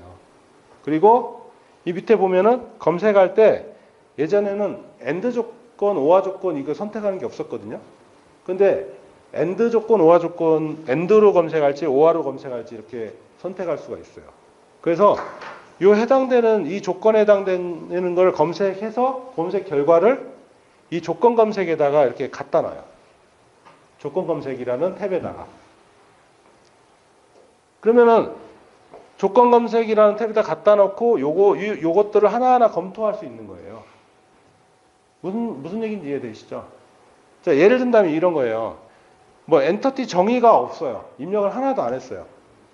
그걸 하나하나 찾으려면 힘드시잖아요. 그죠? 물론 일괄 편집 가서 쭉 소트해서 보셔도 돼요. 그런데 이제 뭐 그냥 찾아서 한번 해보겠다. 그러면 엔터티 정의가 없는 거를 체크를 해서 조회를 해요. 조회를 하면 그것들이 리스트가 딱 되죠. 그리고서 클릭하면서 확인하면서 이제 편집을 하시는 거예요. 근데 그런 조건들이 더 있어요. 어떤 게 있냐면 속성이나 컬럼 기준으로 얘기할 때는 뭐가 있냐면은 속성명이 뭐 고객번호, 고객명이 들어있는 엔터티를 찾아라. 이런 거 있죠. 그죠? 여러 속성이 있는데 이 여러 속성을 같이 포함하고 있는 엔터티만 찾아라. 그런 테이블만 찾아라. 이런 기능들. 아니면 고객이라는 걸로 시작되는 속성이 있는 것만 찾아라. 이런 식으로. 아스트리크 뭐 이런 식으로 줘서. 패턴이나 이런 걸 줘서 뭐 숫자가 들어있는 거 뒤에 중간에 숫자 들어있는 걸 찾아라. 이렇게 찾을 수가 있다는 거죠. 여기에 보면은 여기 명칭 기준이나 이렇게 명칭 기준에서 검색할 때 보면은 패턴이나 정규식을 여기다 입력을 할 수가 있어요. 예. 그래서 패턴 정규식을 이용해서는 내가 원하는 거 다 찾을 수 있어요. 근데 잘 안 쓰죠. 잘 모르시기도 하고. 그게 하나의 모델에서만 찾는 거예요? 아니면 전체 AI에서는 다 찾는 거예요? 모델 단위죠. 예. 왜냐면 이게 모델 기능이니까. 있었어요. 일부 있었어, 일부 있는데 약간 UI가 좀 달라진 것밖에 없고. 자, 이런 식이에요. 여기 보면은 입력에 서비스 별표하면 서비스로 시작되는 거 다 찾아라. 이런 식이에요. 근데 대소문자 구분, 뭐 단어 단위로 뭐 이런 패턴이나 정규식, 여기다 정규식으로 바꾸면은 정규식을 쓸 수도 있고, 여기다가. 네. 그래서 그렇게 해서 찾아서 이제 어디다 그 엔터티 단위로 이렇게 리스트를 쫙 해주는 거예요. 그러면 이렇게 리스트가 되면은 여기에 조건 검색에 리스트가 되면은 요거를 하나하나 검증을 하는 거죠. 그죠? 간혹 있어요. 이런 거 찾아야 될 때가. 많이 씁니다. 예. 패턴 이거 써보셨어요? 패턴까지는 아니고 네. 찾기에는 좀 많이 검색을 이런 많이 했는데 기본적으로 검색할 때는 이걸 쓰실 필요 없고 컨트롤 F에서 그냥 찾으시면 돼요. 컨트롤 F에서 찾으시면 돼요.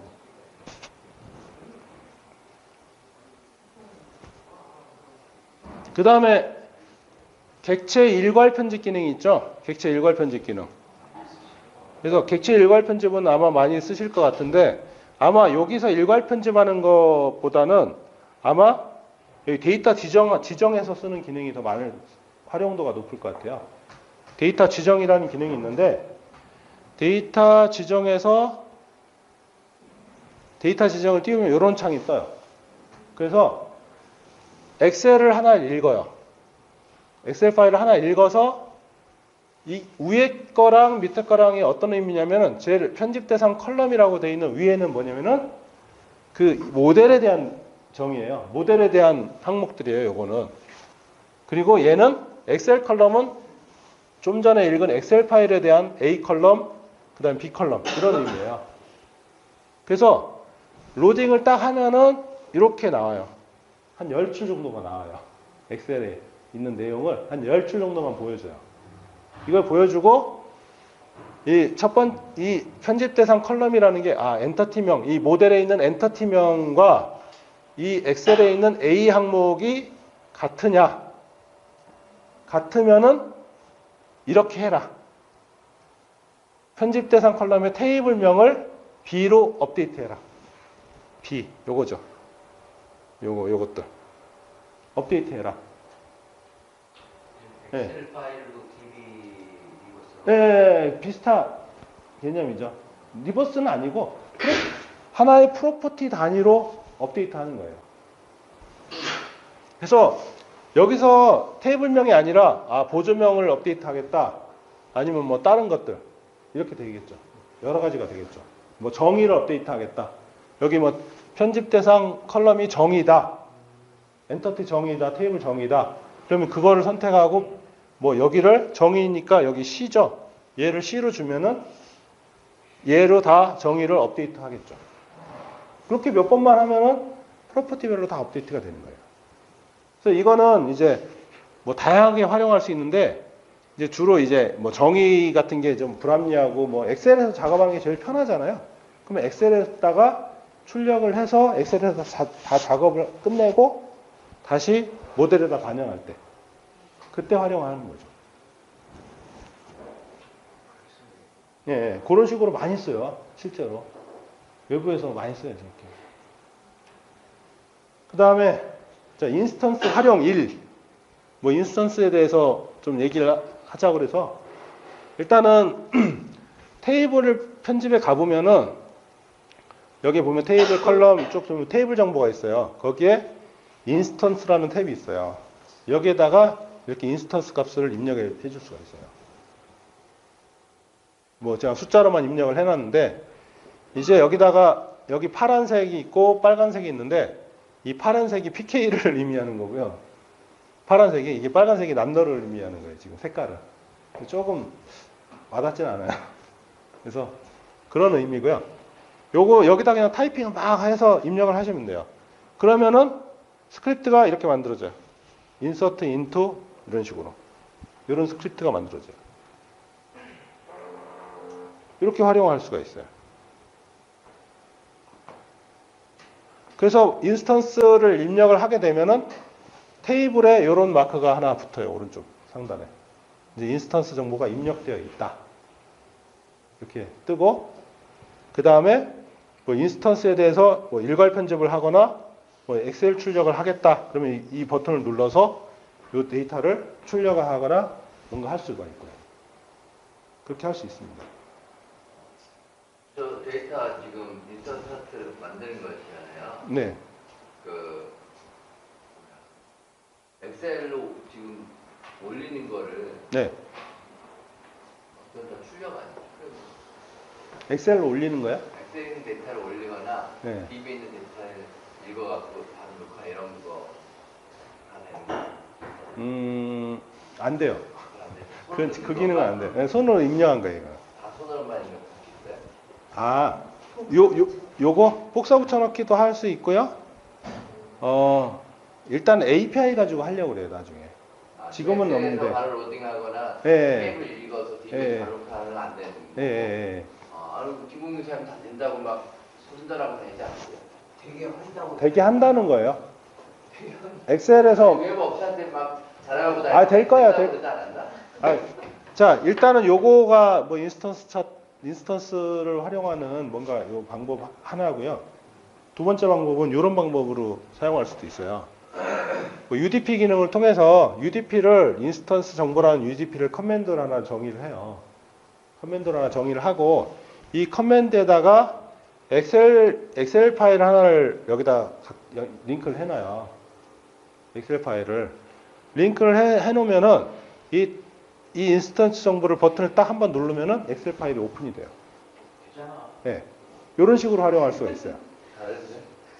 그러니까 좀 전에는 아예 내장해서 그 값을 내장해서 스크립트 뽑고 이렇게 할 때는 그렇게 하는 거고요. 이거 그냥 단순히 데이터를 활용하겠다 그런 측면이면 이런 식으로도 가능하다는 거죠. 데이터 오픈만 하면 되는 거잖아요. 예, 예. 근데 연결했다는 거는 뽑아가지고 개발자한테 제공하는 기능이 파워풀하다고 잘하고 그럼 아까 앞에 방법으로 하면 되는데 그 방법에 대해서는 이따가 또 부연 조금만 더 설명을 드릴게요. 따로. 그 다음에 선택 기능이 있어요. 선택 기능이 있는데 이거를 잘 활용 못 하시는 분들도 있는 것 같아서 여기 보면은 모두 선택 기능이 있죠. 보통 컨트롤 A 눌러도 모두 선택되죠. 근데 이걸 드롭다운을 해보면은 엔터티 테이블만 선택하겠다, 일반 엔터티만 선택하겠다, 키 메인 액션 엔터티만 선택하겠다, 이렇게 유형별로 셋만 선택할 수도 있어요. 서브 타입만 선택할 수도 있고. 서브 타입이 다 필요 없어. 다 서브 타입 지우고 싶어. 그럼 서브 타입 얘 선택하고 딜리트 한번 누르면 다 지워지는 거예요. 그죠? 그 다음에 관계선도 마찬가지예요. 모든 관계 선택할 수 있고 일반 관계나 가상 관계가 있죠. 아, 가상 관계를 내가 만들었는데 이 가상 관계를 다 지우고 싶어.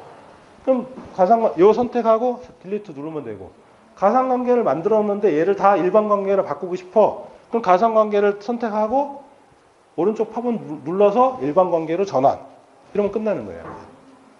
그런 식으로 요 기능들이 있고요. 조건 선택이 또 있어요. 조건 선택이 있는데 뭐 유형별로 뭐 어떤 특징별로 해서 선택을 한 다음에 뭔가 부가적인 액션을 취할 수도 있고요. 체크해서. 네.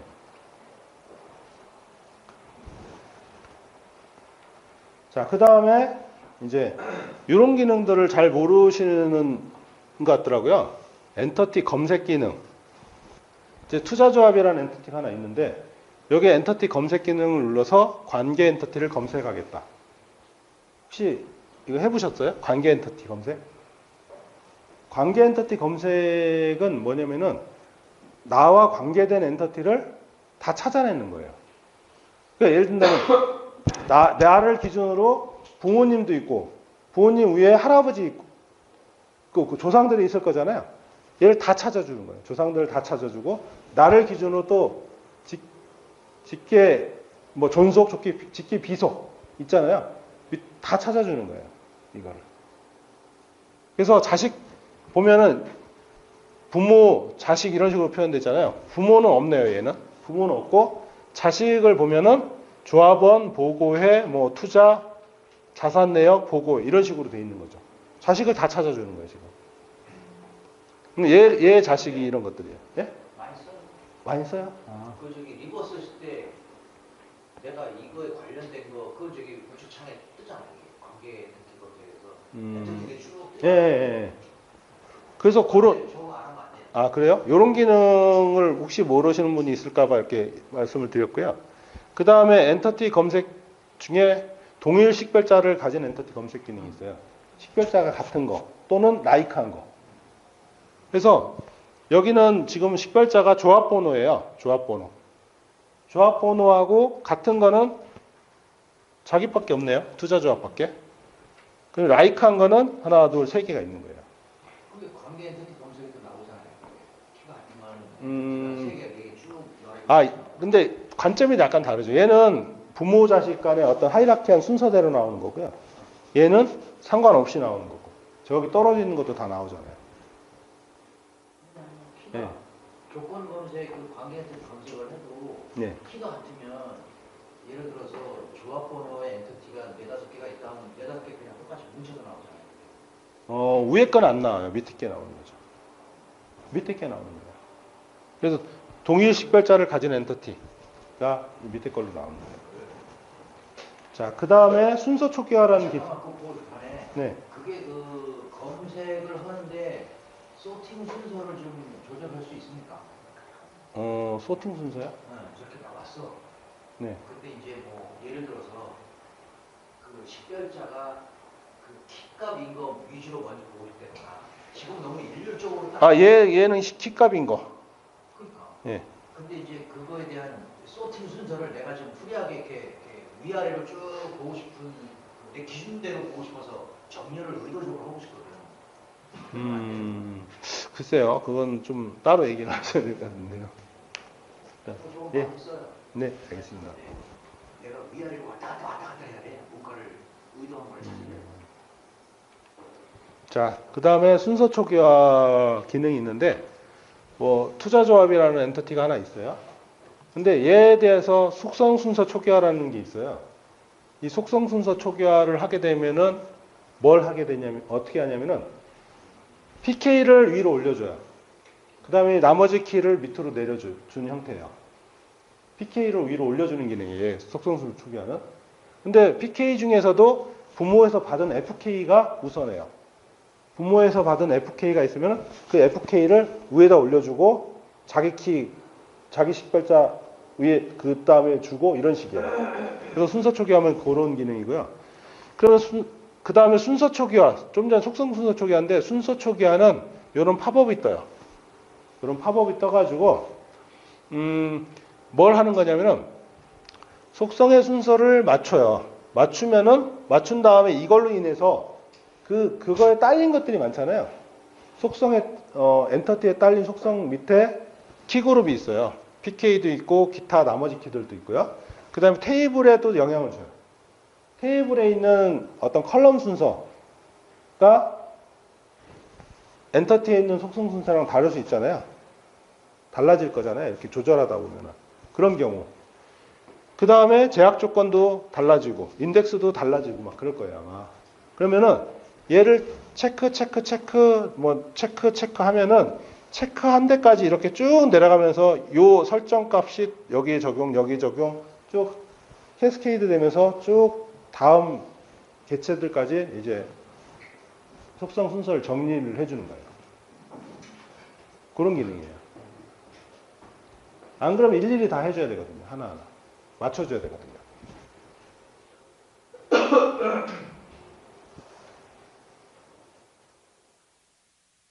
네, 요건 이해되시죠? 그 다음에 속성 너비 맞춤이라고 있는데 너비 맞춤을 하게 되면은 요 너비를 이렇게 맞춰주는 거예요.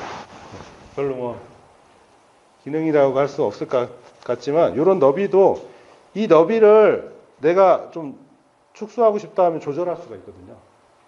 여기를 클릭을 하면은 여기에 박스들이 나와요. 이렇게 박스들이 나오는데 이 박스들을 이렇게 클릭을 해서 이렇게 줄이면은 박스가 줄어요. 왜냐면 너무 많이 이제 폭을 차지하고 있고 뭐 보면은 간혹 뭐 컬럼명이 간혹 어떤 특정 하나만 길어. 그럼 그건 다 볼 필요 없잖아요. 그런 것들만 이렇게 축소시켜 놓는 거예요. 근데 그러다 보면 또 다 보고 싶죠. 그랬을 때는 속성 너비 맞춤을 하게 되면은 쫙 다 펼쳐져요. 전체가.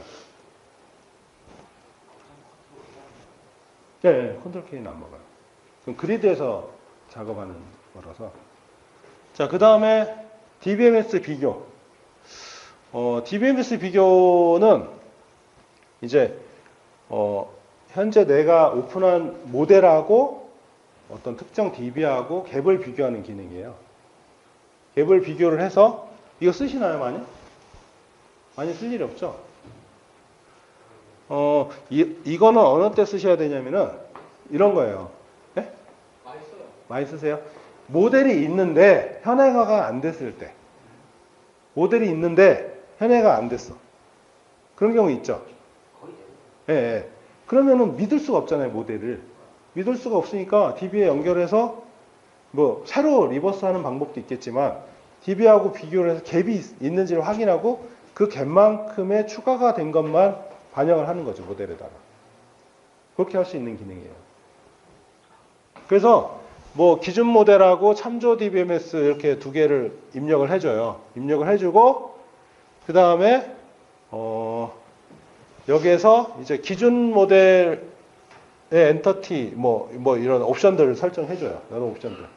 그 다음에 이제 대상 항목, 그러니까 비교 항목, 어떤 것까지 비교를 할 건가를 비교 항목을 입력해 주시고 뭐 디폴트로 하면 될 거예요, 아마 기본은. 그렇게 하고 비교를 딱 하게 되면은 이렇게 나와요. 뭐 비교가 뭐 같다, 틀리다 뭐 이런 식으로. 그래서 그렇게 나오는데 위에 쪽은 약간의 오브젝트 관점에서 나오고 밑에 쪽은 프로퍼티 관점에서 나오는 거예요. 예를 든다면은 컬럼명은 같고 내용은 다 똑같은데 컬럼명 중에 정의 부분이 달라. 이런 경우 있잖아요. 그런 경우 DB에는 정의가 뭐 영문으로 돼 있고 로컬에는 뭐 한글로 다른 용어로 돼 있어요. 그러면 그거를 선택해 줘야 돼요. DB에 있는 프로퍼티 값을 가져와서 그걸로 엎었을 건지 내가 모델에 가지고 있는 거를 그대로 쓸 건지 그런 것들을 설정을 할 수가 있어요. 그래서 설정을 해서 그 적용을 하게 되면은 자 간혹 좀 전에는 모델에다 반영한다고 그랬는데 DB에다도 반영할 수가 있어요. DB에다 반영한다라고 하면은 이제 이 얘를 설정을 하고서 적용을 누르면은 이런 스크립트가 만들어져요. 이런 스크립트가. 갭 스크립트가 나오는 거. 네, 갭 스크립트. 갭에 대한 스크립트. 그래서 뭐 테이블이 없다면 크리에이트 문이 만들어질 거고 컬럼이 없다면 알트 문이 만들어질 거고. 기준은 DB 기준 아니고. 어떤 게요? 아, 양쪽이잖아요. 양쪽 기준이죠. 양방으로. 예, 양방으로 하는 거예요. 예. 예, 무조건 틀린 거에 대해서 있고 없고 같고 이 상태인 거잖아요. 같으면은 이쪽인지 양쪽 다 선택할 수 있는 거고 이쪽은 있고 이쪽은 없잖아요. 그러면 이쪽 걸 지워줄 건지 이쪽 거를 복구해 줄 건지 이쪽에다 추가해 줄 건지 이걸 선택할 수가 있는 거죠. 그러면 지금 5부터는 뷰도 들어가 있잖아요. 네, 뷰는 비교 안 해요. 네, 엔터티 테이블만.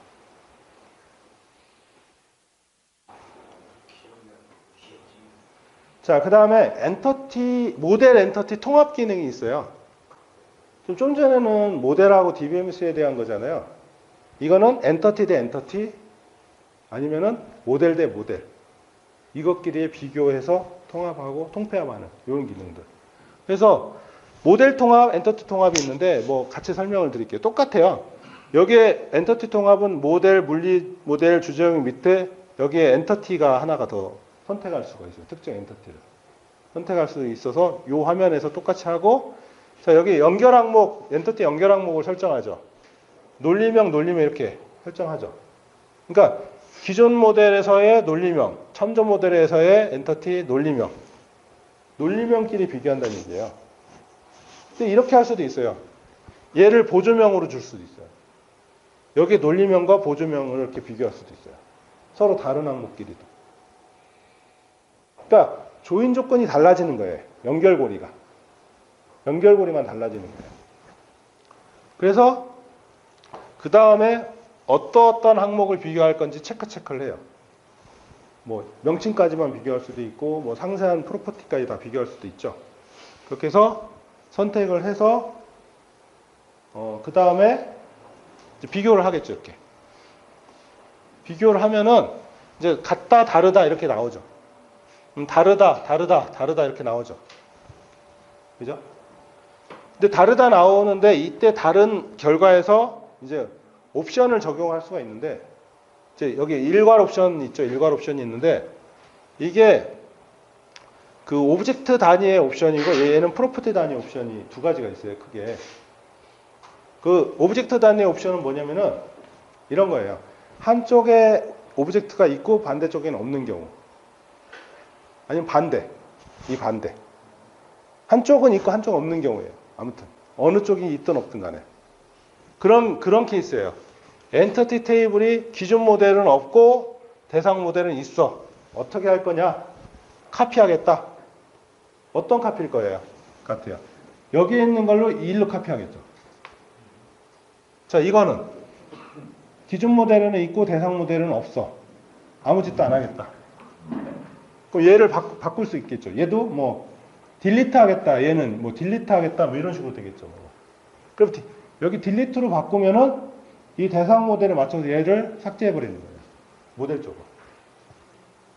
이렇게. 애트리뷰트 컬럼 레벨은 어떻게 할 거냐? 서브셋은 어떻게 할 거냐? 서브 타입은 어떻게 할 거냐? 이런 오브젝트 단위로 일괄로 하는 거예요, 이거.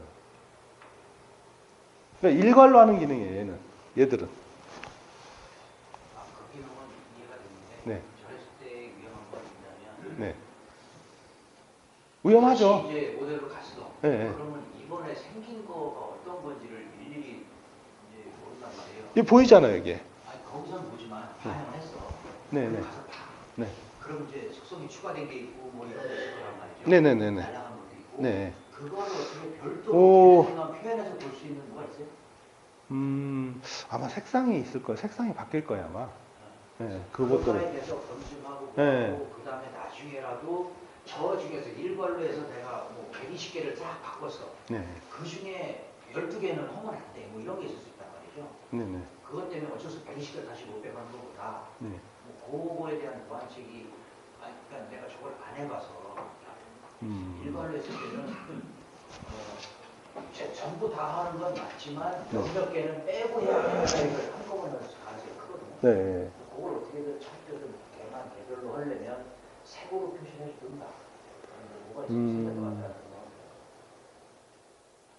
안 써가지고. 일단은 활용해 보시고요. 보시고 한번 나중에 이런 게 불편하다, 저런 게 불편하다 그런 얘기를 해주시면 아마. 편하다니까 저게 편한 거 같은데 네네. 편한 만큼 이걸로 해서 그 요만큼의 그 위험 요소가 휩쓸릴까 봐. 주로 이거는 이제 눈으로 보고 이렇게 한다기보다는 그냥 단순하게 두 모델이 있는데 두 모델을 통합하는 게 목적이에요. 이런 경우에는 주로. 단순하게 통합. 일단은. 그러니까 이쪽이 모델 간에 비교하는 네. 비교해서 하나를 인지시키는 건데 이쪽이 기준 모델, 대상 모델. 비교하는 화면으로 네. 이걸로 할 수도 있고 비교한 걸 가지고 세번이 이렇게 붙일 수 있고 껌껌이 할 수 있죠. 여기서 다 껌껌이 하면 돼요. 거기적으로는 복사해서 이쪽에 넣는 거 그게 아니라 여기서 이 같잖아요. 아니면 다르잖아요. 다르면 여기서 더블 클릭하면은 여기에 해당되는 여기에서 할 수 있는 액션들이 전환이 돼요. 액션들이. 그쵸. 가져오겠다. 뭐 이런 식으로. 예. 예, 예. 얘는 클릭하면은 얘를 더블 클릭하면 얘를 삭제하겠다. 이런 아이콘이 떠요. 양쪽이 같으면은 이쪽 화살표로 할 거냐, 이쪽 화살표로 하겠냐가 전환이 되고.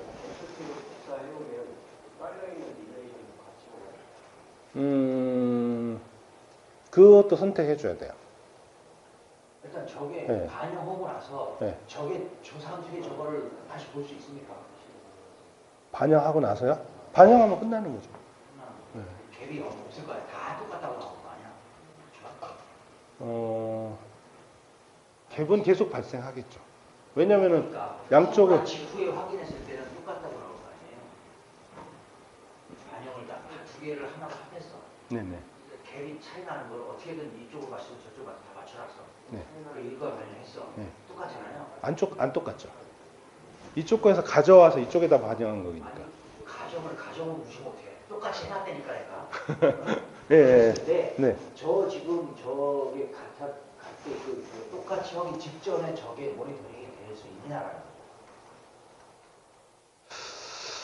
직전에 그만 남아있으면 큰 걱정은 없어. 직전의 상태는 안 남아 있죠. 이미 합쳐져 있는 결과만 있는 거죠. 네. 그러니까 왜 우리 저기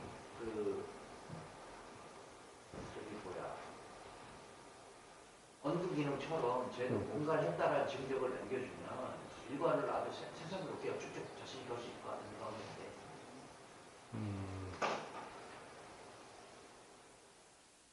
일단은 아무튼 통합하는 기능이잖아요. 통합에 이제 관점이 맞춰져 있는 거고 이게 뭐 히스토리 관리되고 뭐 이런 건 아니잖아요. 그런 부분까지는. 너무 어렵네요. 아니, 일괄을 네. 자주 써서 잘 써서 그래요. 그래요? 그래서 저거까지 하면 더 좋겠다. 올로 리버스를 안 했을 때는 저것도 괜찮은데 초기 작업할 때는 그게 상관없어. 근데 쭉 지나가다가 보면은 어느 정도 계속 어떤 건 취하고 어떤 건 안 하고 막 이렇게 갈 거거든요. 그렇죠. 그리고 작업 한참 3분의 2쯤 진행되고 있는데 차이 나는 것도 보니까 이거 누가 요청해서 이거 해달라고 했고 뭐 했고 뭐 이런 거를 네. 할 때 일부는 빼먹고 일부는 해야 되고 뭐 이런 게 있었단 말이죠. 그러면 시점을 알면 잘 실수했을 때도 복구를 안 하는데 그 차원에서 얘기하는 거예요. 초기에 입었을 때는 아예 부담은 없지 저거. 일단은 이런 모델에 대해서 이런 식으로 통합할 수가 있고요. 엔터티도 가능해요. 이런 식으로 똑같이. 그 엔터티 관점에서는 이제 같은 이름끼리 이제 통합이 된다든가 이런 식이에요.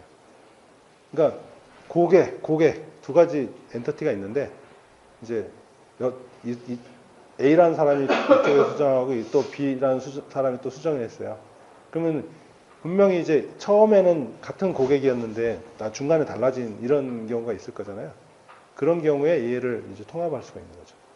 양쪽에 공통으로 있는 것들도 통합을 하고 다 이런 식으로 통합을 하는 거죠.